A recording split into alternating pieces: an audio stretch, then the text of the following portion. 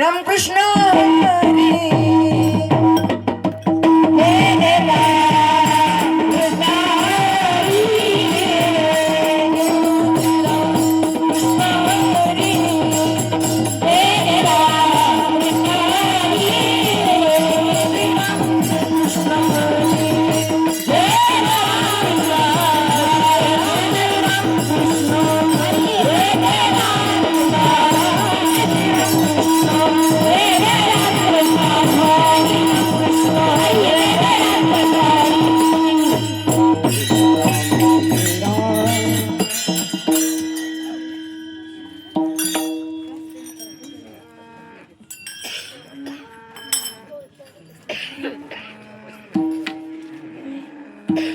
रूप पाहता लोचनी लोचनी रूप पाहता लोचनी लोचनी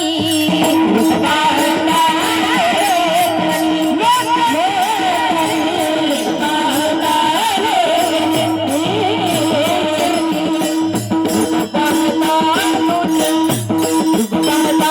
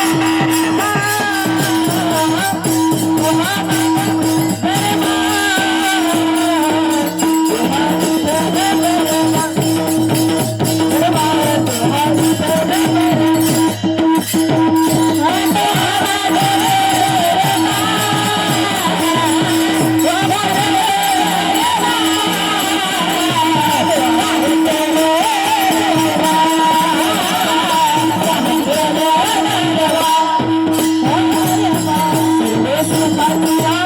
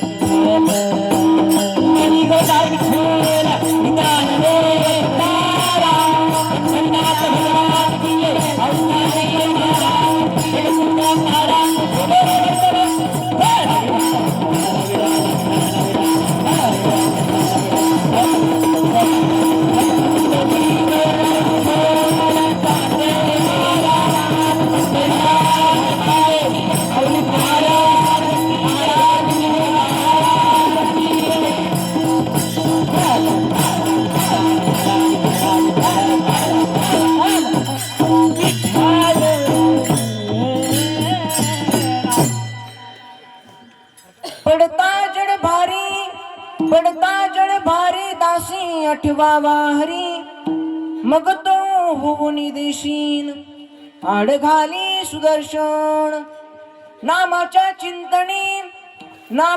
चिंतनी 12 बाटा पडती विघ्ने मग तो होऊन देशील आड घाली सुदर्शन तुका म्हणे प्राण करा देवासी अर्पण मग तो होऊन देशील आड घाली सुदर्शन विठ्ठल विठ्ठल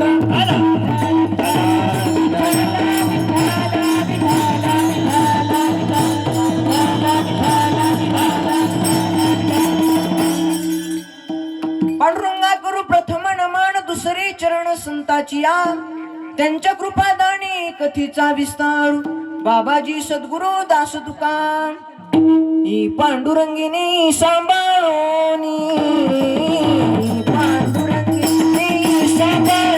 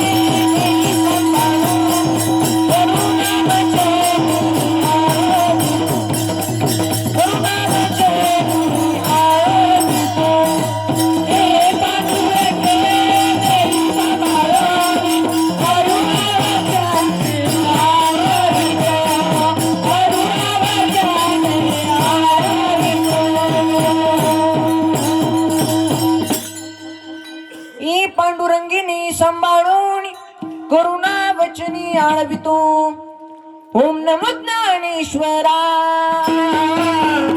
ओम नमो ज्ञानेश्वरा ओम नमो ज्ञानेश्वरा ओम नमो ज्ञानेश्वरा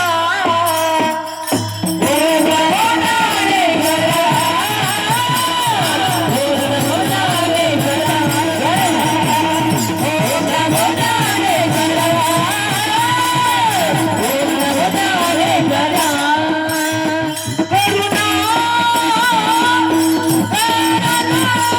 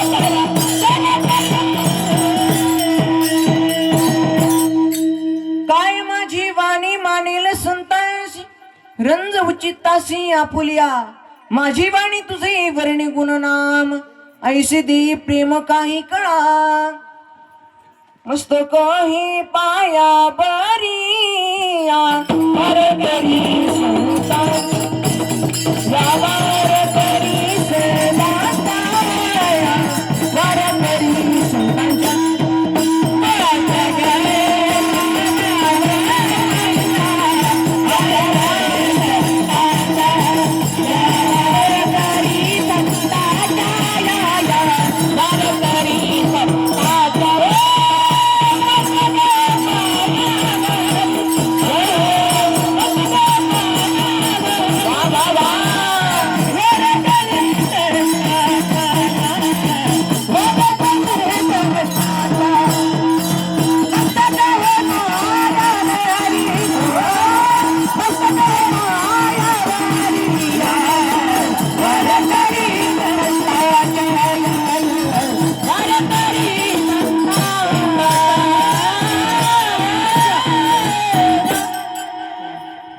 पडता जड भारी दासी आठवा वाहरी मग तो भुवनी देशीन आड घाली सुदर्शन.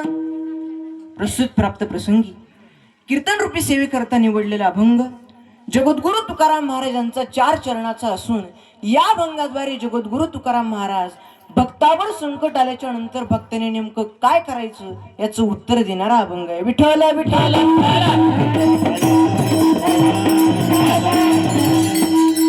सृष्टी मला दादांना माझी विनंती, गाताना विकू द्या आणि बोलताना विकू एकदम कमी करून टाक. करा तुम्ही. विठ्ठल विठ्ठल.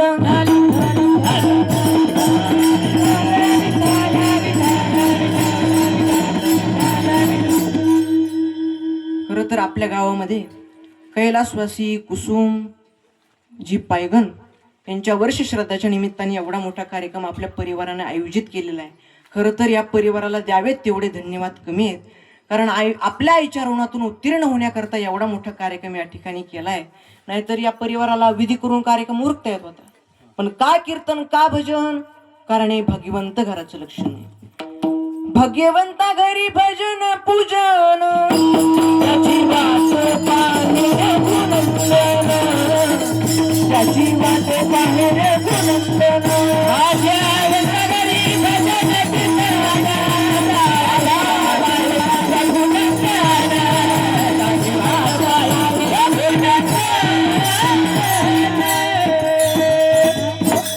काय घरा नाही महाराज.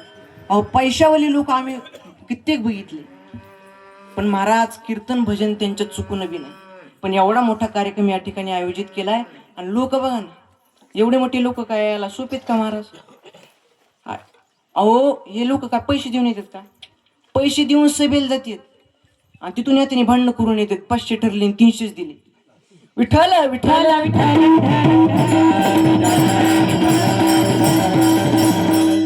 या परिवारानं केलेलं प्रेम आणि त्या प्रेमाची पावती म्हणजे हा समाज आहे. आणि म्हणून एवढा सुंदर कार्यक्रम या ठिकाणी आयोजित केलाय आणि ज्यांच्यामुळे मला इथेनाचा योग आला असे आमचे परमस्नेही परमादरणीय, ज्यांचं माझ्यावरती नितांत प्रेम आहे असे आमचे प्रदीप दादा बारबोले, त्यांनी मला फोन केला आणि त्यांच्यामुळे मला येथेण्याचा योग आलाय. खरं तर आमच्या दादाचं खूप प्रेम माझ्यावरती आहे. आणि मागच्या वर्षी सुद्धा त्यांच्या गावामध्ये माझी कीर्तन सेवा होती, तेव्हा आपल्या आजी तिथं होत्या आणि त्यांनी मला जवळ बोलवलं आणि त्यांनी माझी दृष्ट काढली. आणि मागच्या वर्षी त्यांचा माझा संबंध आला होता आणि आज त्यांच्या वर्ष श्राद्धाच्या निमित्ताने आज माझी कीर्तन सेवा आहे आणि आमच्या प्रदीप दादामुळे मला येथेण्याचा योग आलेला आहे. खरं तर या परिवाराकरता एकदा जोरदार टाळ्या झाल्या पाहिजे. हा कार्यक्रम करणं सोपी गोष्ट नाही महाराज. विठ्ठल विठ्ठल.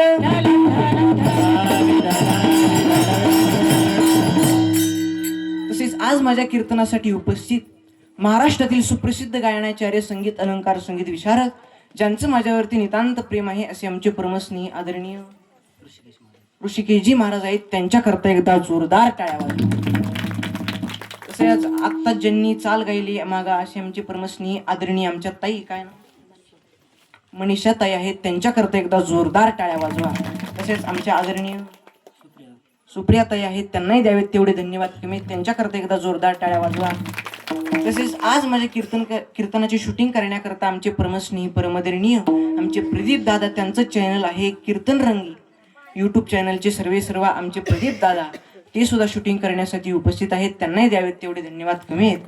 तसेच संस्थेतील सर्व विद्यार्थी मंडळ, कोणत्या संस्थेतले? आमच्या संस्थेतले महाराजांचं नाव शुभमजी महाराज आहेत. त्यांच्या संस्थेतील सर्व विद्यार्थी मंडळ आहेत, त्यांच्याकरता एकदा जोरदार टाळ्या वाजवा. तसेच महाराष्ट्रातील सुप्रसिद्ध मृदंगाचार्य मृदंग सम्राट मृदंग महामेरू, ज्यांचं माझ्यावरती नितांत प्रेम आहे, असे आमचे बरेच कीर्तन ज्यांनी वाजवले असे आमचे श्रीधर महाराज ते सुद्धा उपस्थित आहेत. त्यांच्याकरता एकदा स्पेशल टाळ्या वाजवा. तसा त्यांचा हात गोड आहे, तसा त्यांचा स्वभावही गोड आहे, असे आमचे परमस्नेही आदरणीय महाराज उपस्थित आहेत. त्यांनाही द्यावेत तेवढे धन्यवाद कमी आहेत. तसेच आमचे प्रदीप दादाचे बंधू आमचे परमस्नेही आदरणीय ते सुद्धा उपस्थित आहेत. त्यांनाही द्यावेत तेवढे धन्यवाद कमी आहेत. तसेच खूप गोडीचे ज्यांची सिस्टीम आहे असे आमची सिस्टीमवाले दादा, त्यांच्याकरता एकदा जोरदार टाळ्या वाजवा. आता राहिले कोण? सर्वांनाच धन्यवाद आणि सेवेला प्रारंभ. विठ्ठल विठ्ठल.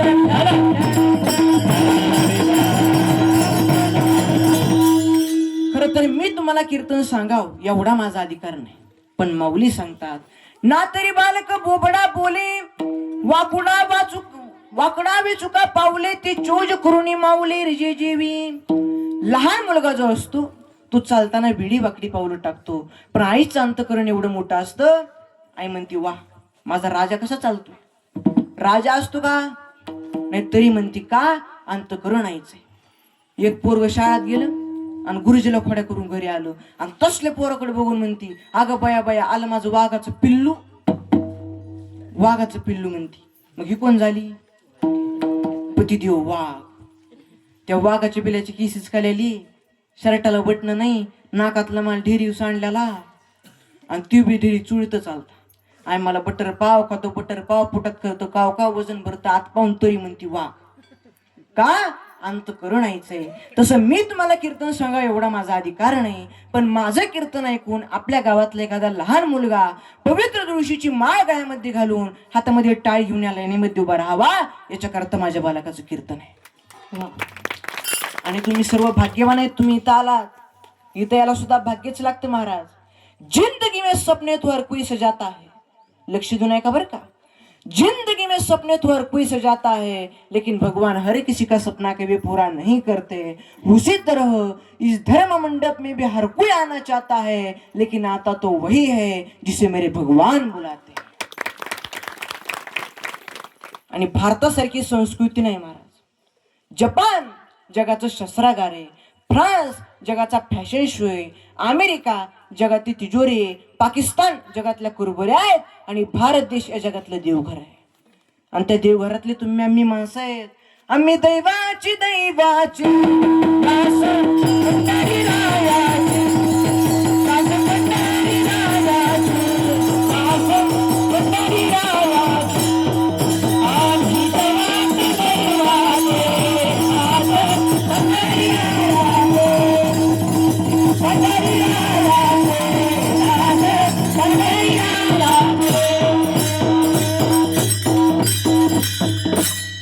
भारतासारखी संस्कृती नाही, म्हणून शब्दच कसा आहे, भारत माता की. माता शब्द दुसऱ्याच्या पुढे आहे का? असं कधी ऐकलं का? चीन मावशी, अमेरिका आत्या, जपान काका, रशिया मामी, आफ्रिका दाजी नाही, पण भारत माता की जय. सैन्य कसं असावं चीनकडून शिकावं, तंत्रज्ञान कसं असावं जपानकडून शिकावं, कपटीपणा कसा असावा इंग्लंडकडून शिकावा, सोनं कसं काढायचे सौदी अरेबियाकडून शिकावं आणि संस्कृती कशी असावी हे माझ्या भारत देशाकडून शिकावे. भारतासारखी संस्कृती नाही. भूक लागल्यानंतर जेवण करणं ही प्रकृती आहे, भूक नसताना जेवण करणं ही विकृती आहे. पण आपल्याला भूक लागलेली असताना सुद्धा आपल्या ताटातल्या अर्धी भाकरी दुसऱ्याला देणं ही आपल्या भारत देशाची संस्कृती आहे. आणि भारताचं नाक म्हणजे महाराष्ट्र. महाराष्ट्र हे भारताचं नाक आहे. आणि महाराष्ट्राची व्याख्या अशी, दिल्लीचेही तख्त राखी तो महाराष्ट्र माझा. आणि हिमालय सुद्धा चॅलेंज देण्याची ताकद या सह्याद्रीमध्ये. म्हणून महाराष्ट्र ही शुरांची भूमी, वीरांची भूमी, संतांची भूमी. विठ्ठल विठ्ठल.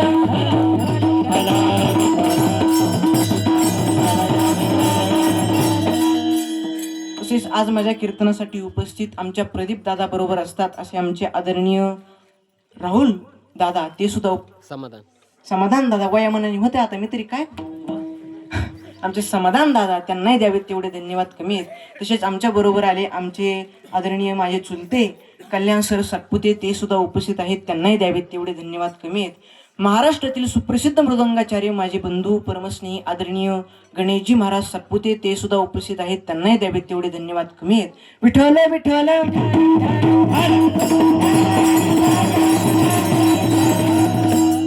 अभंग तुकोबरायांचा 4 चरणाचा आहे आणि या अभंगाद्वारे जगद्गुरु तुकाराम महाराज भक्तावर संकट आल्याच्या नंतर भक्ताने नेमकं काय करायचं याचं उत्तर देणारा अभंग आहे.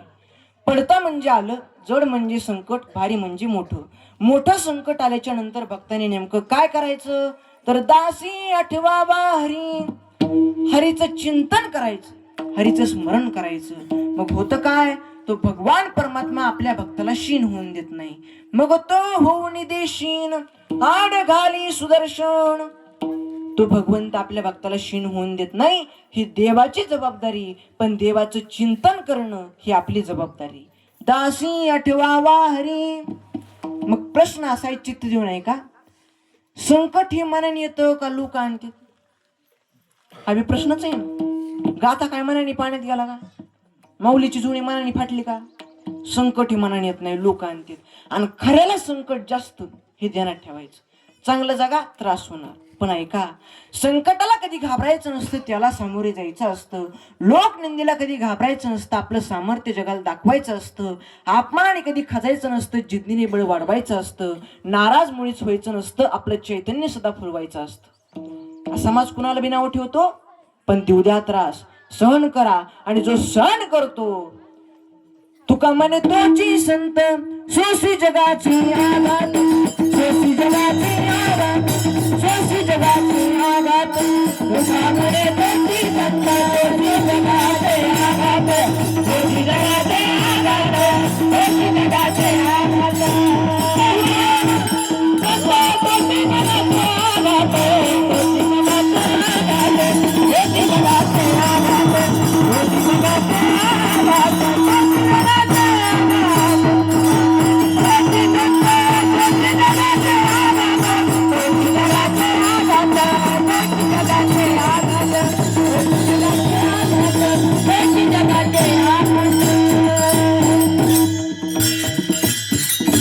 जगाचे आघात सहन करतो तोच खरा साधू. तुम्ही बघा, ऊस गोड आहे त्यालाच लोक पिळीत. रसवंती गृह बघितलं का नाही उन्हाळ्यात, चारक्यात उसाला टाकतात, एकदा नाही टाकीत, डबल टिबल, चिवटे सुद्धा टाकतात. आम्ही म्हणलं बाद झालं ना, चिवट्या कशाला टाकता? तुम्हाला चमचा भर रस निघणार काय. तुम्ही बघा, जुनी म्हातारी माणसं गप्पा आणायला बसली का, त्यांचं एक फेमस वाक्य, पूर्वीली माणसं चांगली होती.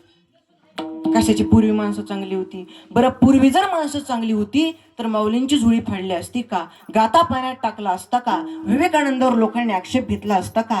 सीता मातेची आग्नेय परीक्षा घेतली असती का? कृष्णाला गावळ्याचं पोर म्हणून हिणवलं असतं का? छत्रपती शिवाजी महाराजांना लोकांनी त्रास दिला असता का? मग माणसं चांगली होतीच कवा? माणसं पहिल्यापासून अशीच आहेत, तीच माणसं आहेत, फक्त आडनाव बदलून जन्माला आली, क्वालिटी तीच. त्याच्यामुळं खऱ्याला त्रास होणार. पडता जड भारी. संकट आल्याच्या नंतर आपण देवाचं चिंतन केलं पाहिजे. आता संकट कुणावर आलं ऐका. 5 पांडव जेवायला बसले आणि जेवताना ताटाच्या कडेने पाणी फिरवलं. म्हणजे पूर्वी फिरवीत होती, आता काय तसं राहिलं नाही. आता पाणी नाही, पुंडलिका नाही, वदनिका वलं नाही. वारकऱ्याच्या पंक्ती तरी पुंडलिकावरती म्हणतात, लग्नात तू लोक दमच काढीत नाही. आता तरी ते मंगल कार्यालयामुळे जेवणाची एकीकड आणि लग्नाची एकीकड. पूर्वी तसं नव्हतं, जिथं लग्न तिथं जीवन, लोक दमच काढीत नव्हती. असा अक्षदा फेकला, बसल्या जागेवर नुसतं तोंड फिरायचं म्हणायचं, अय अशी लाईन धरा र. अरे काय दुष्काळातून आले का काय? 5 पांडव जेवायला बसली, जेवताना ताटाच्या कडेने पाणी फिरवलं. घास मोडला मुखात घालणार. द्रौपदी म्हणली, मालक थांबा. कुणाला? धर्मराजाला. म्हणले झालं काय? द्रौपदी म्हणली, जोपर्यंत माझा भाऊ पंक्तीला जेवायला येत नाही तोपर्यंत तुम्ही जेवायला सुरुवात करायची नाही. पडता जड भारी. आता संकट चाललंय ना पांडवांवर. धर्मराज म्हणले आपल्याला जमणार नाही. धर्मराजाच्या बाजूला अर्जुन बसली होती. धर्मराजाने अर्जुनाला विचारलं, वैर आणि तुझं दोस्ती ना त्यो त्यो लाव बरं देवाला फोन. अर्जुनाने मोबाईल काढला आणि देवाचा नंबर डायल केला आणि देवाच्या मोबाईलवर फोन लावला. देवाचा मोबाईल कवर एक क्षेत्राच्या बाहेर. अर्जुन म्हणला देव रेंज मध्ये नाही, मी देवाला आणू शकत नाही. आणि मोबाईल पहिल्यापासूनच आहे बरं का. आता उगा मोबाईलनी माणसं हँग झाली नाही तर मोबाईल पहिल्यापासूनच आहे. फक्त विनंती जरा जपून वापरा, लिमिटमध्ये ठेवा जरा. बघा आम्ही तर कीर्तन सांगत असताना काही काही व्हॉट्सअप खेळते. कीर्तनात मोबाईल, शाळेत मोबाईल, कॉलेजमध्ये मोबाईल, चालताना मोबाईल, बसताना मोबाईल, उठताना मोबाईल, झोपताना मोबाईल, झोपेतून उठल्या उठल्या पहिला मोबाईल. मोबाईलमय जीवन झाले माणसाचं. मोबाईल वापरू नये माताचं मी नाही, पण जरा लिमिटमध्ये ठेवा. अति तिथं माती होत असते, प्रमाणामध्ये सर्व काय असावे. आणि लहान मुलांना सांगणे की मोबाईल नाही हँग होत, हे डोके हँग होते, त्याच्यामुळे जरा लिमिटमध्ये. एक पोरग मोबाईल बघत बघत संडास बाथरूम मध्ये गेला. संडास बाथरूम मध्ये ते जाताना सरळ गेलं आणि आता वाकडच होऊन आलं. वाकडच झालं म्हणे, ते सरळच होता येणार. 2-3 डॉक्टर बोलले तरी सरळ व्हायना. तालुक्याहून डॉक्टर बोलले, ते म्हणले घाबरू नका, ह्याला काहीच झालं नाही, हे बाथरूम मध्ये शर्ट पॅन्टीचं बटन हे शर्टाच्या बटनात गुतलंय म्हणले. अरे काय मोबाईल आणि काय तारा, लय अवघड झाले. मग द्रौपदी म्हणली जोपर्यंत माझा भाऊ पंक्तीला जेवायला येत नाही तोपर्यंत तुम्ही जेवायला सुरुवात करायची नाही. आणि या बचत गटाचं लय भावावर प्रेम, बचत गटाचं लय अवघड महाराज. मग अर्जुनाच्या बाजूला नकुल सहदेव बसली होती. त्यांना विचारलं तुमचं काय म्हणणं आहे. ते म्हणले तुमच्यासारख्याला देव येणार ना, आमची काय कथा. म्हणले देवविषयी सोडू. पण त्यांच्या बाजूला भीमदादा बसली होती. भीमदादा वजनदार होती. भीमदादा काय माझ्यासारखी नव्हती. माझं तर वजनच पडत नाही. मी जर कधी नवीन गावात कीर्तनाला गेलो ना, माझं तर वजनच पडत नाही. मी असला माईकच्या दांड्यावनी, ना दाढी ना बॉडी, नुसती अंगाची काडी. मला बघितल्या निम्म गाव नाराज होते, हे काय कीर्तन करायचंय बा. मी एका गावात कीर्तनाला गेलो, तिथला चोपदारच माझ्यावर धावला, अय पोरा होई ना बाजूला, महाराज येणार आहे. अरे म्हणलं मीच महाराज आहे. अरे खऱ्याला काही किंमत आहे का नाही. असंच मी पुण्याकडे कीर्तनाला गेलो आणि पुण्याकडे 7 ते 9 कीर्तन असतं आणि कीर्तन संपल्या जेवायची पंगत असते. कीर्तन संपल्यावर एक काकू माझ्याकडे आल्या आणि मला म्हणे, महाराज आमच्या घरी जेवायला येता का. ती पुण्याची भाषा ऐकूनच पुढं भरत महाराज. मी म्हणलं चला. मी ते काकूला म्हणलं काकू 7ही कीर्तन करायची जेवणाची व्यवस्था तुमच्याकडे होती का. ते म्हणल्या नाही बाई तुलाच चालले. मी म्हणलं 7 कीर्तन करणं होते, मला कशाला चालले. त्या काकू म्हणल्या महाराज 7 दिवस झालं मी कीर्तनाला येते, पण तुझ्या म्हणे बारकुसा बाबाचे आहे ना, तू बारी दिसला म्हणून चालले. मी त्या काकूच्या घरी गेलो. काकूने अशी भाजी बनवली आणि माझ्याकडे बघून त्या काकूनी चपात्याचा उंडा तिंबला. काकू म्हणल्या बाबा बारीक आहे, उंडा बी बारीक असते म्हणते. एवढं एवढसा उंडा तिंबला महाराज. पहिली चपाती माझ्या ताटात टाकली. मी ताटाला पाणी फिरवलं, सगळ्या चपातीचा एकच घास केला, भाजीत बुडवला आणि तोंडात टाकला. काकूने किचन मधूनच पाहिलं. म्हणले माय गाडी बारीक आहे पण आवरेज जादा आहे म्हणल्या गाडीला. मी घाबरलो. आता काकूने दुसरी चपाती वाजून आणली. काकू म्हणले हवं का. मी म्हणले टाक. ती बी चपाती का घासत संपली. काकू म्हणले माय दिसतंय लाकडावणी खातय माकडावणी. भीमदादा वजनदार होती. भीमदादा मध्ये किती ताकद होती एका वाक्यात सांगतो, चित्त येऊ नये का. भीमदादाने हत्तीच्या शेपट्याला धरलं आणि गर गर गर फिरून हत्ती जर वर फेकला तर हत्ती खाली येत नव्हता. मग हत्ती जायचं कुठं. सध्या सॅटेलाइट सोडतात का उपग्रह, हत्ती तिथं जायचं एवढी ताकद होती. आणि भीमदादामध्ये एवढी ताकद का होती तर भीमदादा आईच्या हातचा एकतरी घास खाल्ल्याशिवाय पोट भरत नव्हतं, म्हणून वजनदार होते भीमदादा. ही आताची भीमाने ध्यानात ठेवा. आता आईच्या हातचं पटतंय का. एक जण जेवायला बसला, आई शेजारी बसली. तू आईवरच रागवला. आई इतकी पातळ भाजी, आका चंद्राच्या दिसतोय, 10,000चा किराणा महिना आणतो, तुझ्या हाताला चवण्या तू स्वयंपाक करायचा नाही, थुकून भागून माणूस दिवसभर रात्री जेवायला चांगले म्हणे अशाने बसतोय जेवायला, असली पातळ भाजी तू स्वयंपाक करायचा नाही. आई म्हणली बाघा अरे मी नाही केली भाजी, तुझ्याच बायकोने केली. असं आणि मग मस्त आहे की पातळीची पण टेस्ट छान आहे. अरे एवढा फरक. सगळं अवघड झाले. कारण राघूला मिळाली मैना आणि मैना त्याच्या ध्यानातूनच जाईना. बरं नका का ध्यानातून जाईना, पण आई बापाची करू नको ना जाईना. म्हणून आता सध्या चालतं बोलतं दैवत माये बाप केवळ काशी, माये बाप केवळ काशी, माये बाप केवळ काशी, माये बाप केवळ काशी, न जावे तीर्थाशी, न जावे तीर्थाशी, पुंडलिक केवळ काशी, पुंडलिक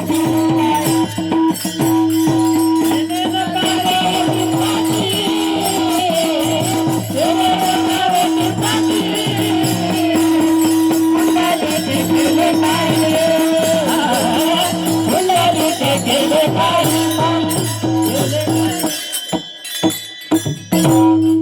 दुसरी ताकद होती बजरंग बलींकडे. हनुमंतरायामध्ये किती ताकद होती? एका वाक्यात सांगतो, चित्त देऊ नये का. त्याच्यावरून तुम्ही हनुमंतराच्या ताकदीचा अंदाज लावा. दुसऱ्याच्या गावात गेल्या माणसं डिरिंग करीत नाही, गोप असतील. नको रे, गाव दुसऱ्याचं आपल्याला हानते, वळवळ केलं झपकीत येईल. पण हनुमंतराय असे होते, दुसऱ्याच्या गावात जाऊन तिथल्या मालकाची दाढी जाळली. हनुमंत महाबळी दाढी रावणाची जाळी. आता दाढी जाळ मिशा राहिले असतं का? आता त्यांचा एकच बांधे धडाडच पेटले म्हणून, आणि गावही जाळलं. जाळली लंका धन्य धन्य म्हणे तुका. आता बघा, गाव जाळलं, मिशा जाळल्या, दाढी जाळली. मग रावणाला जाळता आलं नसतं का? रावणाला सुद्धा तवाच जाळून टाकलं असतं. पण हनुमंतराय म्हणले थांबा, दाणे दाणे पडली काय खाणीवाले का ना. हे आपले गिरायक नाही म्हणले, याला मारण्यासाठी आपल्या मालकाने अवतार घेतलाय, याला मारून काय उपयोग आहे. राखीव जागा, आरक्षण, कारण ताकदच तेवढी होती ना. आणि हनुमंतरायामध्ये एवढी ताकद का होती, तर हनुमंतराय अंजनी मातेचं दूध पिलते. आता आईचं दूध नाही, आता बाटली. जन्मल्यापासून बाटली ते मोरूस तर बाटलीच रे. फक्त टोपणात बदल होत, ते रापराचं जातं आणि पत्र्याचं येतं, मग ती ओपनर शिवाय उघडत नाही. लहान असताना लहान बाटली, मोठं झालं मोठी बाटली. हनुमंतराय अंजनी मातेचं दूध पिलते म्हणून ताकद. आणि अंजनी मातेच्या दुधात अशी ताकद का होती, तर अंजनी मातेने 12 वर्ष तप केलं. म्हणून अंजनीच्या तपासाठी महारुद्र आले पोटी, महारुद्र आले पोटी, महारुद्र आले पोटी. अंजनीच्या तपासाठी महारुद्र आले पोटी, महारुद्र आले पोटी, महारुद्र आले पोटी.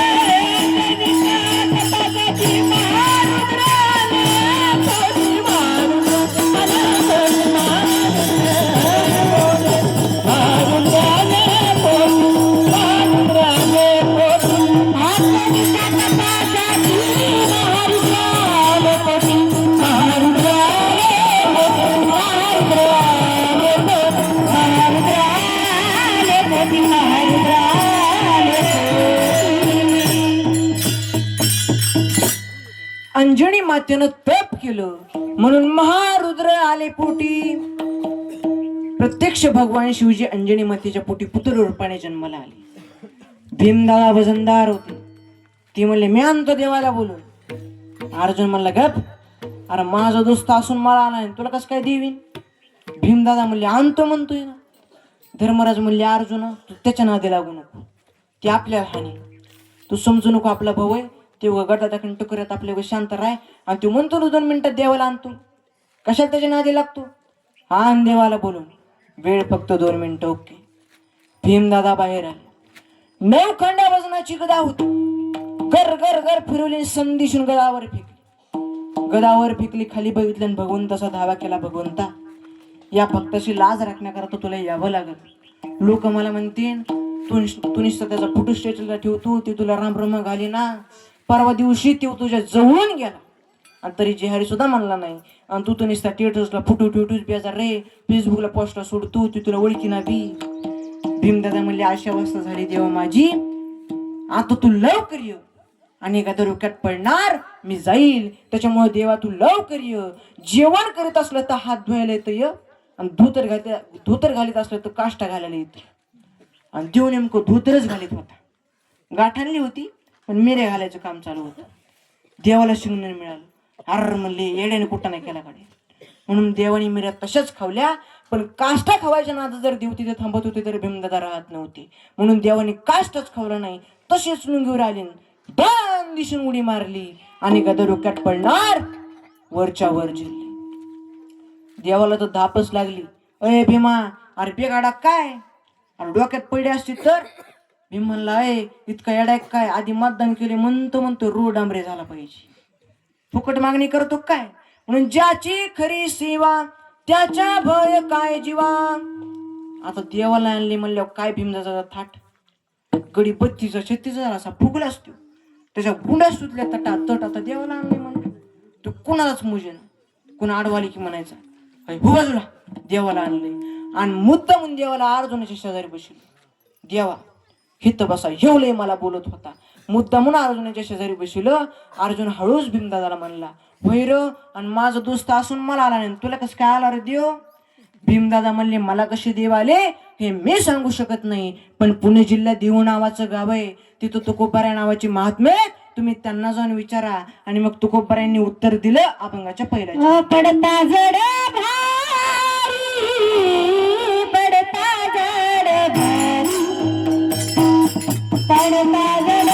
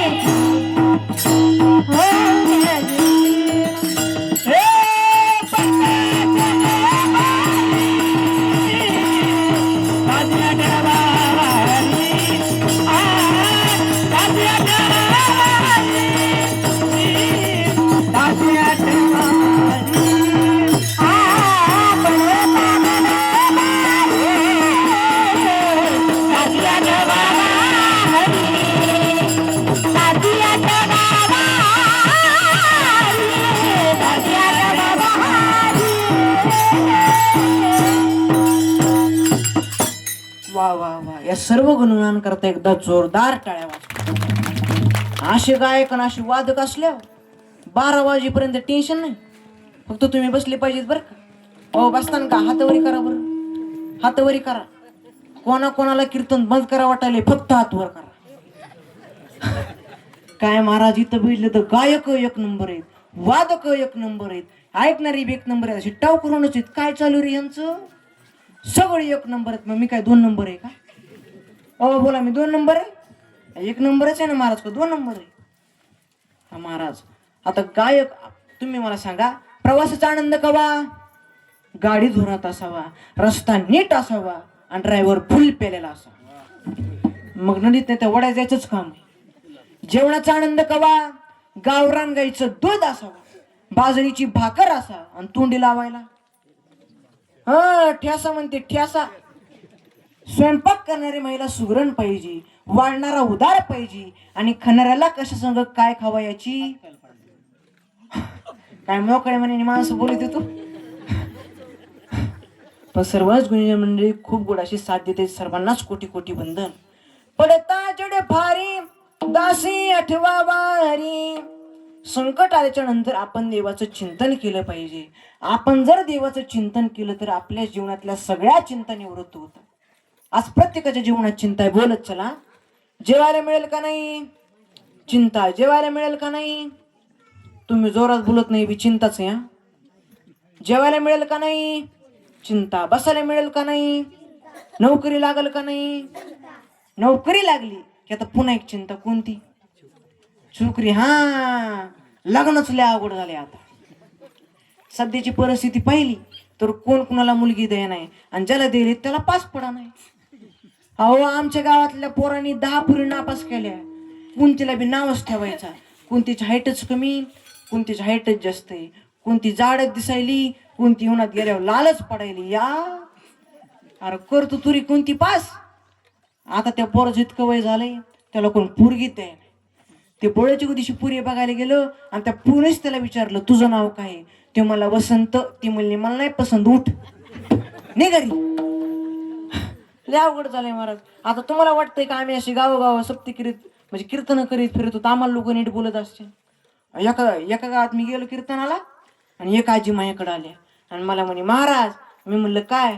आमच्या पुरेला तेवढं ठेपा बघा ना. मी म्हणलं आजी ठेपे पाहत हिंडतो का मी. नाही पण तुम्हाला जरा तुम्ही गाव हिंडतात तुम्हाला जरा ठेपे ठेपे असतील. मी म्हणलं बरं ठीक आहे कसा मुलगा पाहिजे सांगा. त्या आजी म्हणल्या महाराज पगार भरपूर पाहिजे जमीन भरपूर पाहिजे आणि त्याला आईबाप नसली पाहिजे.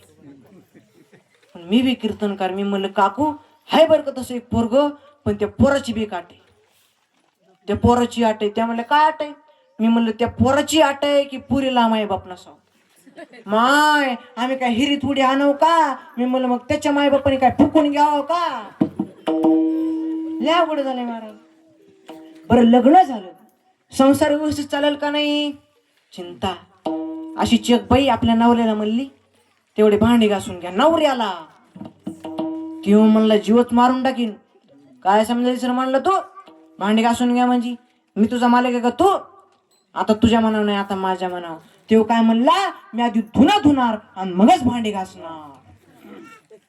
एक जणांनी बारीक कठीण केली आणि घरी येऊन बायकोला म्हणला का ग आज जरा कठीण बारीक केल्यामुळे मी जरा तरुण दिसायला लागलो नाही का. ती म्हणली मी चप्पी करून यायची ना मग पाण्यातली बाळच दिसला असता. बरं लग्न झालं संसार सुद्धा व्यवस्थित चालला. मुलगा होईल का नाही चिंता. मुलगा झाला शाळेत जाईल का नाही चिंता. शाळेत चालला चांगल्या शाळेत ऍडमिशन मिळेल का नाही चिंता. चांगल्या शाळेत ऍडमिशनही मिळालं तिथं अभ्यास करेल का नाही चिंता. मुलाला चांगल्या शाळेत टाकणं काम बाबाच आहे पण अभ्यास पोराने केला पाहिजे ना. एका वर्गात गणित शिक्षक आले ओढ म्हणले तुला वजाबाकी शिकवायची वजाबाकी. 5 मधून 5 गेले किती तुम्हाला. मला नाही माहिती. गुरुजी म्हणले इतकं सोपं आहे ना. तुम्हाला नाही अजून सोपं करून सांगा. मग गुरुजी म्हणले तुझ्या डब्यात तुझ्या आईने किती चपाती दिल्यात. तो म्हणला 2.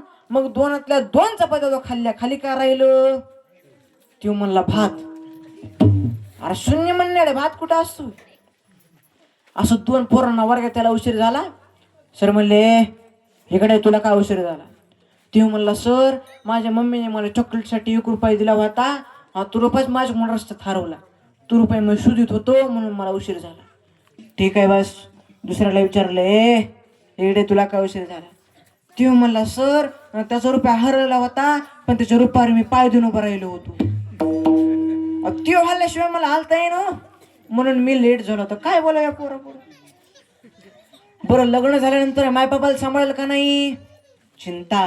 म्हातारपणी शरीर चांगलं राहतं का नाही चिंता. एखादा रोग झाला तर चांगले डॉक्टर मिळतील का नाही चिंता. चांगले डॉक्टर मिळाले बिल किती होतं चिंता.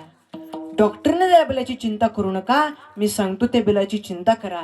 एका 80 वर्षाचा आजोबाला दवाखान्यात नेलं कशासाठी हृदयाचं ऑपरेशन करण्यासाठी आणि 3 तासाचं बिल त्या डॉक्टरनी 8 लाख रुपये केले. किती लाख. हो बोला, किती लाख रुपये? 8 लाख. त्या आजोबाने ते बिल पाहिलं आणि रडायला सुरुवात केली. डॉक्टरला दया आली. डॉक्टर म्हणले, आजोबा तुम्हाला 8 लाख रुपये बिल जास्त होते का?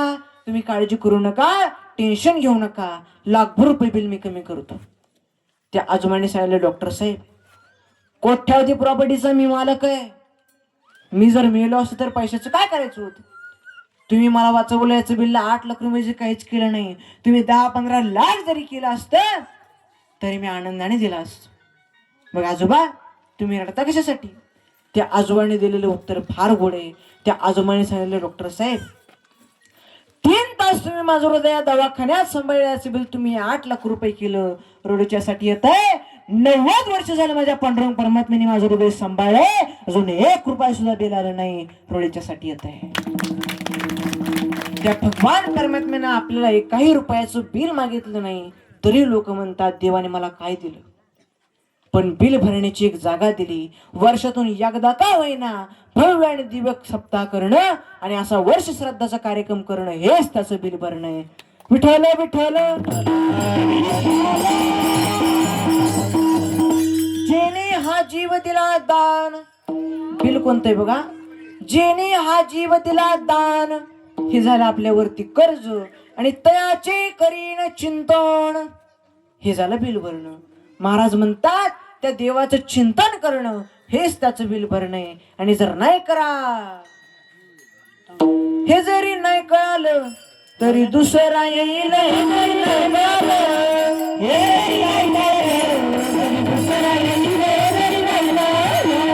सरती शेवटी बा सरती शेवटी बा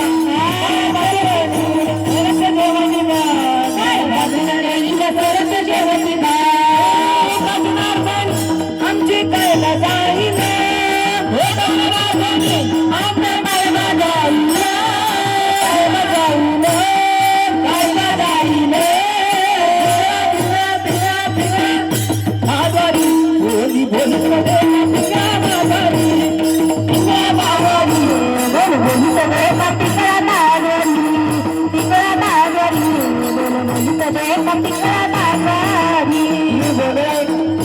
तुम्ही आंधळे आहे का, पांगळे आहे का, नाट आहे का, वासुदेव आहे? माणसाला डोलो. संतांची शब्द माणसाला भावनेवर आणतात. वर्तमान खोटे तुमचे, वर्तमान खोटे, वर्तमान खोटे, वर्तमान खोटे, वर्तमान खोटे,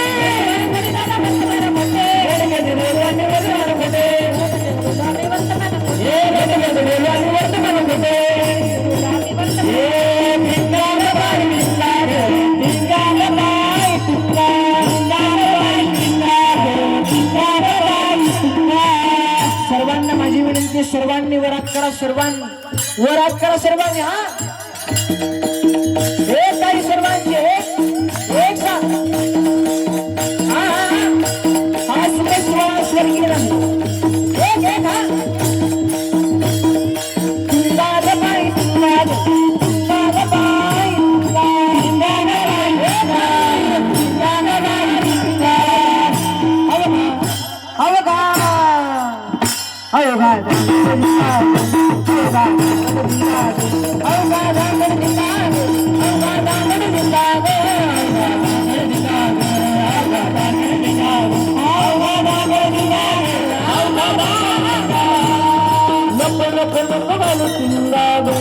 नको नको नको घालू नको नको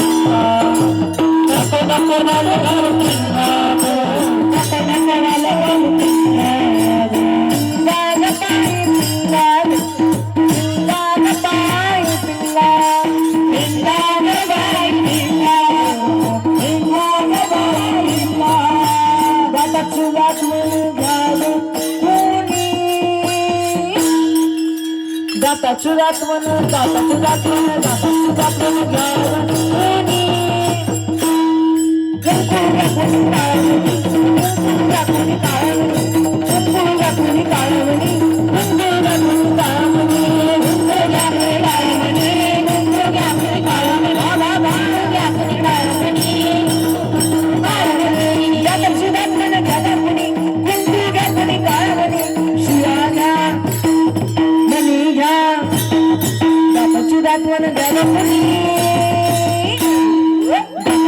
गाणं गाणं कोणी कुंकुरा कोणी काळामणी कुंकुरा कोणी काळामणी कुंकुरा कोणी काळामणी कुंकुरा कोणी काळामणी कुंकुरा कोणी काळामणी कुंकुरा कोणी काळामणी कुंकुरा कोणी काळामणी कुंकुरा कोणी काळामणी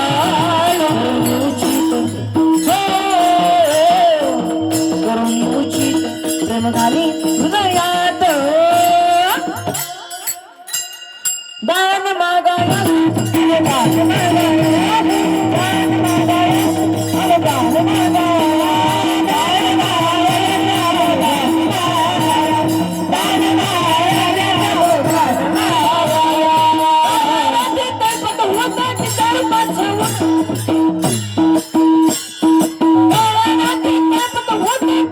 अरे अशी देखणी होती काम सपनाची ज्या करणीला आई म्हणाला त्या करणीला आई म्हणाला राजा कुशलवान असं राजा कुशलवान हात हात हात सर्वांच्या हात वर करा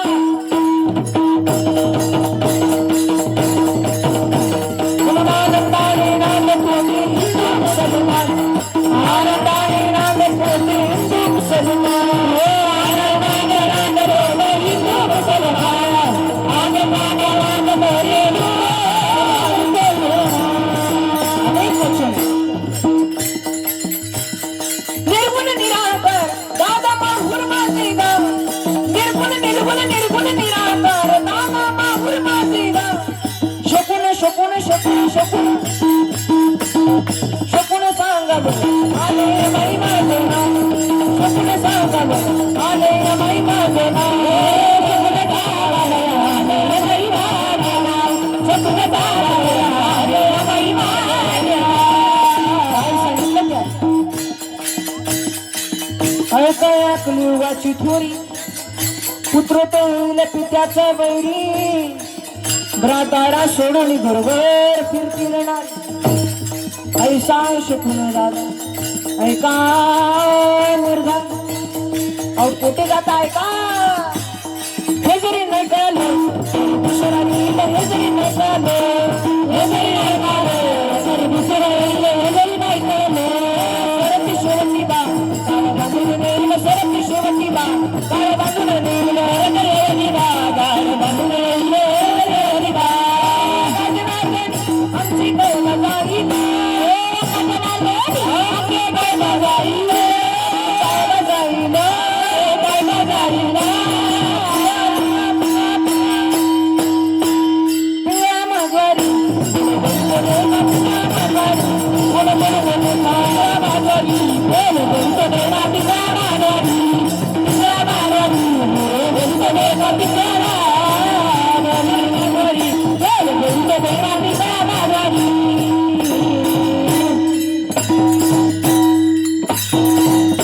टाळ्या वाजवाय सर्व करता येणार पडता जड भारी दासी आठवा बाहरी ठीक आहे महाराज संकट आल्याच्या नंतर आम्ही देवाचं चिंतन करू पण फायदा काय अभंगाचं दुसरं चरण मगतो ने दिसीना मगतो ने दिसीना मगतो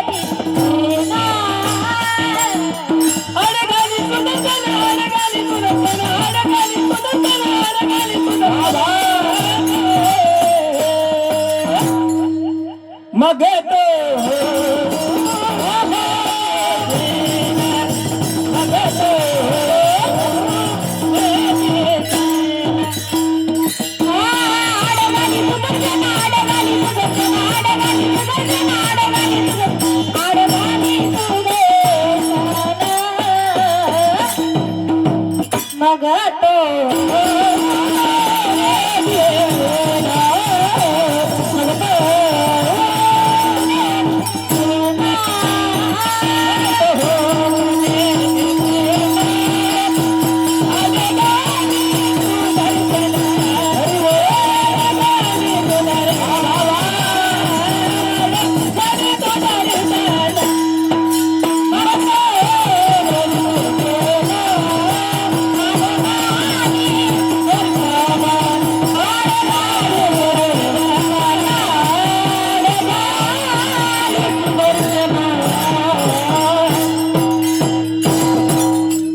एकदा सर्वांनी मोठ्या प्रेमाने भजन करा.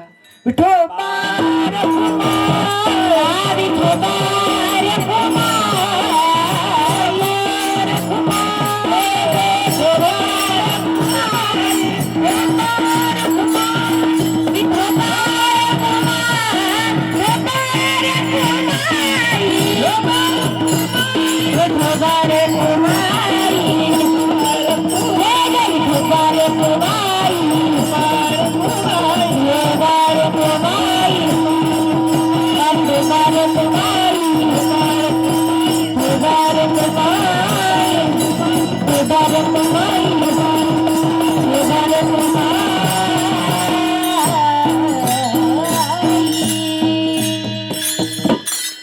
एकदा सर्वांनी वरात करा. सर्वांनी हा वरात करा सर्वांनी.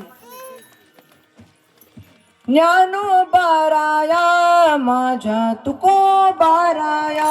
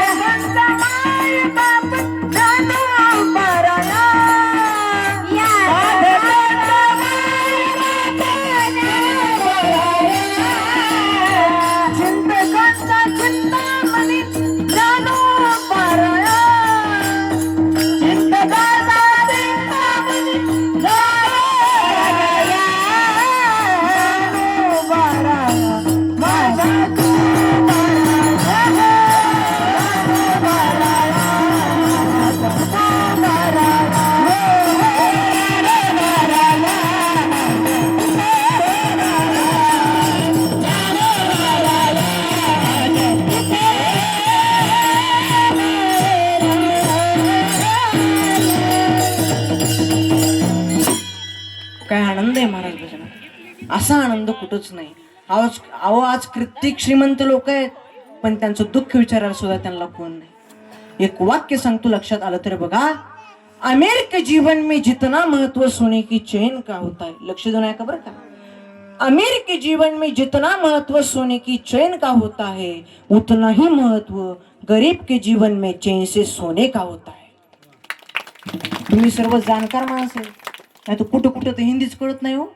मी एकदा परभणीकडं कीर्तनाला गेलो आणि तिकडं आणि काल्याचं कीर्तन होतं. काल्याचं कीर्तन असल्यामुळे मी अभंग घेतला होता. चुरा चुरा कन माकन खाया. हिंदीतून अभंग घेतला आणि पंगत कीर्तन संपल्या पंगत बसली बायाची पंगत बसली आणि जेवायला केली होती बुंदी. आणि मग बायाची पंगत बसली. एक बाई म्हणली माय त्या बारक्या पोरानं कीर्तन लईच आदर केलं ग पण ती मधातून हिंदी काय करून राहिलं काही कळच नाही. तिच्या शेजारची म्हणल्या ग काय करायली हिंदी हान बुंदी चल घरला. हिंदी कळत नाही इंग्लिश कळत नाही.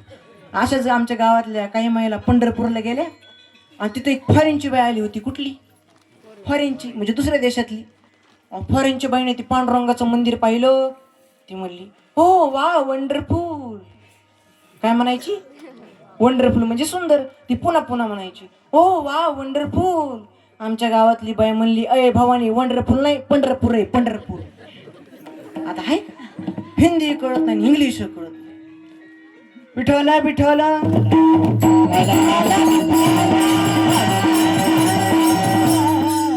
तो भगवंत आपल्या भक्ताला शीण होऊन देत नाही. कसा होऊन देत नाही एक कथा सांगतो चित्त देऊन ऐका.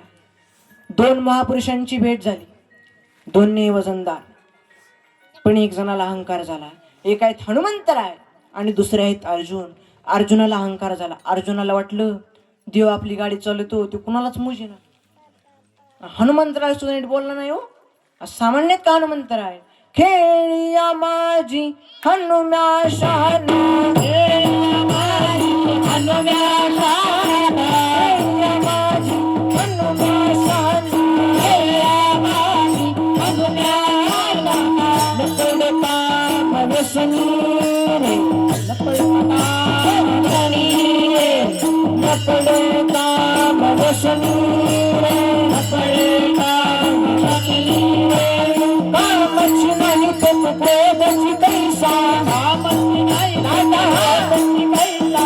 देते पैसे भांडण रे, देते पैसे भांडण रे, देते पैसे भांडण रे, देते पैसे भांडण रे.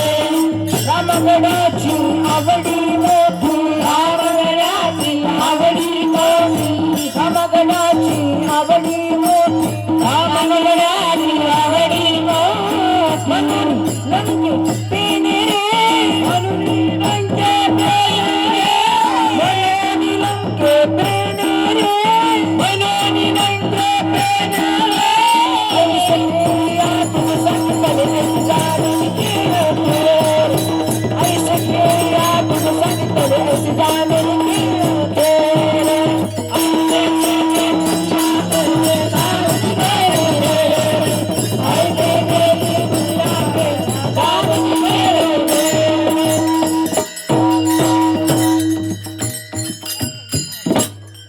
सगळ्या खेळात हुशार खेळिया बजरंगबली. आणि हनुमंतरायाला घडवायची जबाबदारी जर कोणी घेतली असेल तर ती अंजनी मातेने. म्हणून महिला मंडळ, मुलांवर संस्कार करायचे काम आहे तुमच्याकडे. लहान मुलांवर संस्कार करायचं काम तुमच्याकडे. नाही तर पोरं लय विचित्र असते. एक पोरग माझ्या कीर्तना समोर बसलं, कालवा करायचं. मी त्याला म्हणलो ग बस, ते माझ्यावरच धावलं. म्हणलं तुझ ग बस. मी मला मग कीर्तन कोण करीन? मला मी करतो, तुला जमतं का? तेव्हा म्हणला मला जे जमते ते तुम्हाला जमणारच नाही, द्या का प्रश्नाचं उत्तर. मी म्हणलं विचार. तेव्हा म्हणला अशी कोणती गोष्ट आहे जी पुढं आली मागं जात नाही? मी म्हणलं अशी कोणती गोष्ट आहे गाड्या? मी म्हणलं मला नाही माहित, तूच सांग. तेव्हा म्हणला किती सोपं राव, ढिरी. ढिरी पुढे आल्या मागे जात नाही ना महाराज. दुसरा म्हणला होय बाजूला, तसले कुठे प्रश्न विचारायचेस का? ढिरीन फिरीन आपल्यासारखे प्रश्न विचारायचे म्हणला. तेव्हा म्हणला महाराज सांगा अशी कोणती गोष्ट आहे जी वडल्यावर बारीक होती? आता म्हणलं दाव वडल्यावर लांबत आहे, रबर वडल्यावर लांबत आहे, वायर वडल्यावर लांबत आहे. अशी कोणती गोष्ट कडे वडल्यावर बारीक होती? मी म्हणलं मला नाही माहित, तूच सांग. तेव्हा म्हणला किती सोपं राव, बिडी. बिडी वाढलं बारीकच होती ना महाराज, कारण त्याचा आजार रोज बिडी ओढत होती. बघतोय पोर. अहो काही काय आजोबाच नातवाला बिडी पिटून आणायला सांगते. मग बिडी पिटून आजोबापर्यंत विस्तारते जाते. मग बिडी इजल्या परत पेट्रोल कुणाला जायचंय? नातवाला असते, इजूनच देत नाही, वळीतच येत. आणि बिडीचा कार्यक्रम लय अवघड. एका गावात पोरा नाटक बसविलं, द्रौपदी वस्त्रहार. माझ्याकडे लक्ष द्या सर्वांनी. द्रौपदी वस्त्रहार नाटक बसविलं. आणि तवा पूर्वीच्या काळात काय महिला नाटकात काम करीत नव्हत्या, पुरुष नाटक बसवायचे. आणि एखादं स्त्रीचं पात्र असलं तरी तो पुरुष स्त्रीचं पात्र करायचा. गावातल्या पोरा नाटक बसविलं द्रौपदी वस्त्रहार. पण त्यांना द्रौपदीच मिळालं, कारण पोरग तसं पाहिजे होतं ना, गोर गुमट नाकेलं. ते द्रौपदी झालं पाहिजे, द्रौपदारायण झालं पाहिजे. एक पोरग भेटलं, गोर गुमट होतं, नाकेलं होतं, द्रौपदी सारखं दिसायला. त्याला होती बिड्या वाड्याची सवय. इकडे लक्ष द्या सर्वांनी माझ्याकडं, ते त्यांचं काम करतात, तुम्ही इकडे लक्ष द्या. त्यो म्हणला मी द्रौपदी होतो पण बिडीशिवाय नाही बा, आपल्याला बिड्या वाढायला लागत्या. पोरं म्हणले तू बिड्या वड, पण स्टेजच्या माग गेल्यावर वड. आणि जेव्हा तुला स्टेजरीच्या दबाव बिडी फेकून द्यायची आणि द्रौपदीचं पात्र करायचं. ओके ठरलं. पोरांनी हो बेहो द्रौपदी सारखंच पार्टी घेतलं. अशी चमचम करायची द्रौपदी. पडद्याच्या माग द्रौपदीनी बिडी तोंडाला लावली, झुरका वारडा. पण चुकून पडदा उघडा आणि द्रौपदी स्टेजवर आली आणि तोंडात बिडीचा धूर तसाच राहिला. हे गावची यात्रा, 10,000 पब्लिक नाटक बघायला. कृष्ण मोठ्या स्टेजवर रडायचा, द्रौपदी तू का बोलत नाही? द्रौपदी मनात मनात म्हणायची, कृष्णा मी जर बोलले तू लोक तुला आणते ना मला आणते, माझ्या तोंडात बिडीचं धूर आहे. द्रौपदी नुसती मनातल्या मनात झुरायची. काय करायचं? कृष्ण मोठे मोठ्याने आरडायचा, काय केलं नाही मी तुझ्यासाठी? अरे कोठे गुंतवला द्वारकेचा वेळ कस काय वेळेला हाक मारली, जेवत ताट मिळवलं सारलं, मी माझ्या संसाराचा विचार केला नाही, तुझा संसार मार्गी लावला. आता तुम्हाला बोलत नाही. द्रौपदी तरी कावर दम काढी. जी दमकुंडी झाल्या द्रौपदीने आ केली की बक्कीन बिडीचं दूर बाहेर. लोक म्हणले आ धूर कस काय निघाला. पण कृष्ण हुशार होता. ते म्हणलं, द्रौपदी मला माहिती तुझा जन्म हा अग्निकुंडातून झाल्यामुळे अजून सुद्धा धूर निघतोय. कारण द्रौपदीचा जन्म अग्निकुंडातून झालता ना, त्याच्यामुळे अजून सुद्धा धूर आधूमधून झटका आणतोय. हे कृष्णाला बी काय सुचलं, तर कृष्णाचं पार्टी घेणारा सुद्धा अट्टल बेड्या वाढणारा होता. विठ्ठल विठ्ठल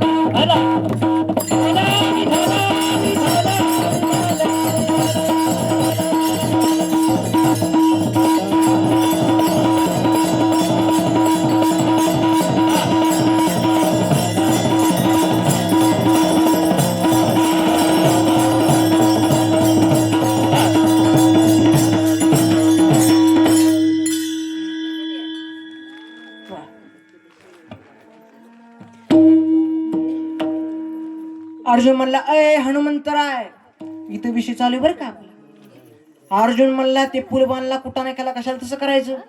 मला बोलवायचं, एका मिनिटात मी बाणा शितू तयार केला असता. हनुमंतराय म्हणले, अर्जुना तू बाणाचा शितू तयार केला असता, पण त्या पुलावून जाणारे काय मुरमुरी खाणार नव्हती, वजनदार होते, काय दिशेने पूल मोडला असता. अर्जुन म्हणला, बी बांधलेला पूल मोडू शकत नाही, मी आत्ता बाणा शितू तयार करतो. मारुतराय म्हणले, मी आत्ता मोडतो. मोडल्या. अर्जुन म्हणला, बी बांधलेला पूल जर तुम्ही मोडला तर डायरेक्ट प्रांत्याक आत्महत्या, जिवंत राहणार नाही. आणि नाही मोडल्या. हनुमंतराय म्हणले, तुम्ही बांधलेला पूल जरी मी नाही मोडला तर तुमच्या रथावर जो झेंडा आहे त्या रथाच्या झेंड्यावर तुमचा सेवक म्हणून हात जोडून उभा राहील. दोघात ठरलं. अर्जुन बी काय कच्चा खलेडे नव्हता, अभ्यास होता. एका मिनिटात बाणा शितू तयार केला. पण कशाला ना दिलं का हनुमंतरायचं तरी. हनुमंतरायांनी मोठ्या वेळा प्रभू रामचंद्राच्या मनामध्ये स्मरण केलं, लक्ष्मणाचं वैरागी सीतामातेचं पात्रवत आठवलं मोठ्या वेळा, आणि जय श्रीराम हवेत उड्डाण केलं. आणि हनुमंतराने अर्जुनाच्या पुलावर दिशून उडी मारली. हनुमंतराची उडी अर्जुनाच्या पुलावर बसल्या बरोबर काढाड काढ पुलाचा बुकाच डायरेक्ट राग झाली त्या पुलाची. अर्जुनाने तेव्हाच बुका घेतला आणि कपड्याला लावला. मी रे म्हणला, आता नाही जगत. मारुतीने डायरेक्ट बुकाच केला, आता नाही जगत. बोले तैसा चाले त्याची बंदावे पावले. शब्द दिलाय म्हणले, बदल होणार नाही. ठीक आहे म्हणले. चिता रचली, चितेला आग लावली, 3 प्रदक्षिणा मारल्या आणि अर्जुन चितेत उडी मारणार. देवाने वारकऱ्याचं रूप धारण केलं आणि वारकऱ्याचं रूप धारण केलं. अर्जुनाच्या हाताला धरलं, मागं वडलं. ए बेड्या हो माग. एक एक येऊन कुठे किती फेरा तेव्हा लागे वारा मनुष्य द्याचा. एवढा अनमोल किमतीचा नरदेह तुला मिळालाय. येलुकीचा देह देवी चिताची पाहे अरे तुला मिळालाय. इतके ताकद आहे तू आत्महत्या हो माग. अर्जुन म्हणला, वारकरी बाबा तुम्ही मला अडू नका. आमच्या दोघात ठरले, पूल मोडल्यावर जीव द्यायचा, नाही मोडला माझ्या रथाच्या झेंड्यावर राहणार. झालं काय? पूल मोडला. देव म्हणले, तुमच्या दोघात हे ठरलं, याला साक्षीदार कोण होतं का? म्हणजे बघा देव किती हुशार आहे बरं का. देव म्हणले, तुमच्या दोघात हो कुटाणा झाला पूल मोडामोडीचा, म्हणजे साक्षीदार कोण? म्हणले, कोणीच नाही. आता मी साक्षीदार. बांधा पूल. मारुतीराय मोडा पूल. मारुतीराय म्हणले, जिंदगी गेली रे उड्या हाणण्या. अरे कवर उड्या हाणायच्या. बरं रामायण तरी बघा ना, हनुमंतराची किती बेजारी. रामाला त्यांची सीता मिळाली, बिभीषणाला लंका मिळाली आणि हनुमंतराय शिफ्टीमध्येच जळाली. संतच असंच असतं, जगाच्या कल्याण संतेची विभूती. ठीक आहे म्हणले, बांधा पूल मोडतो. परत पूल तयार. आता आहे का, देवाला माहिती, अर्जुनाला माहिती आणि हनुमंतराला सुद्धा माहिती, आता बी पूल मोडणार आहे. पण देवाने विचार केला, पूल वाचला पाहिजे. पूल का वाचला पाहिजे? तर युद्ध करायचंय. युद्ध का करायचंय? धर्म टिकवायचा आहे. धर्मासाठी युद्ध, युद्धासाठी अर्जुन, अर्जुनासाठी पूल वाचणं गरजेचं आहे. हनुमंतराय आकाशात आहे. देवाने काय केलं, आपलं सुदर्शन चक्र त्या अर्जुनाच्या पुलाच्या खालून लावलं आणि हनुमंतरायांनी दान दिशेने उडी मारली. पूल मोडलाच नाही. परत हनुमंतर आकाशात आहेत, दान दिशे. अरे बाप रे म्हणले, स्प्रिंग काय पुलाला खरं मग अशी तर बुका केला, आता कसं काय मोडलं नाही रे पूल. देवाकडे बघितलं, देवाने डोळ्यात चमकिल्यावर म्हणले, या बाबाने कुटाणा केला गाड्या. म्हणून तेव्हापासून हनुमंतराय अरुणाचरतेच्या झेंड्यावर थांबले. माऊली सांगतात, ध्वज स्तंभावरी वानरू तो मूर्तिमंत शंकरू सारथी शारंगधरू अर्जुनेसी. अर्जुन वाचला, हनुमंतर अरुणाचरतेच्या झेंड्यावर थांबले. 2 चरणाचा भावार्थ सांगितला, राहिलेला 2 चरणाचा भावार्थ आपण नंतर पाहू. विठ्ठल विठ्ठल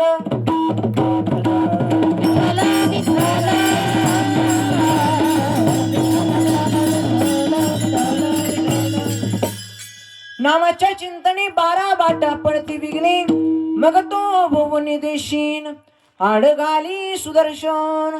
बरं ठीक आहे महाराज, आणखी काय करायचं. अभंगाचं शेवटचं चरण. तुका म्हणे प्राण, तुका म्हणे प्राण, तुका म्हणे प्राण, तुका म्हणे प्राण,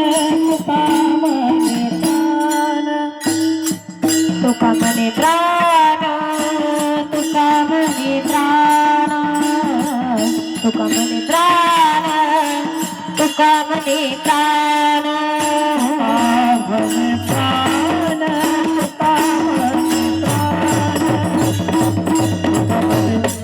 तुका म्हणे प्राण, तुका म्हणे प्राण, तुका म्हणे प्राण, तुका प्राण, तुका म्हणे प्राण, तुका म्हणे प्राण. करा देवाची अर्पण, करा देवाची अर्पण, मग तो नेतीन, मग तो नेतीन. देवाची करा देवासी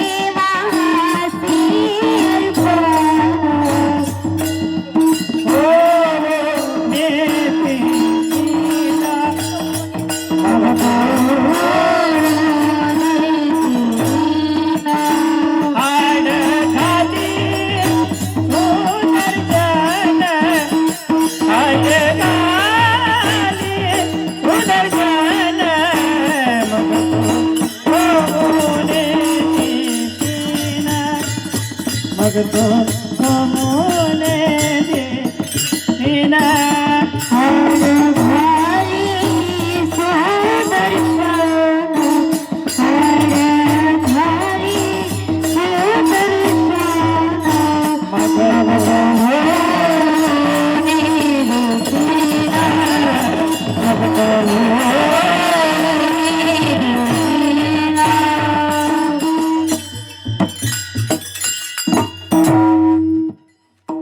एवढा मोठा वर्ष श्राद्धाचा कार्यक्रम या ठिकाणी आपण आयोजित केलेला आहे. आणि आता आजींना आपण सर्वांनी पुष्पवृष्टी करायची. त्याच्यामुळे सर्वांनी डोळे झाकून 5 मिनिटं स्मरण करा. आणि जेव्हा पुंडलिक वरदासा म्हणल्या जाईल तेव्हा आजींच्या फोटोवरती पुष्पवृष्टी सर्वांनी करायची.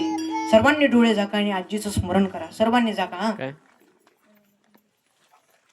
संतन की जय. या ठिकाणी सुंदर अशा प्रकारचा या ठिकाणी कार्यक्रम आयोजित केलेला आहे. अभंग घ्यायचा का?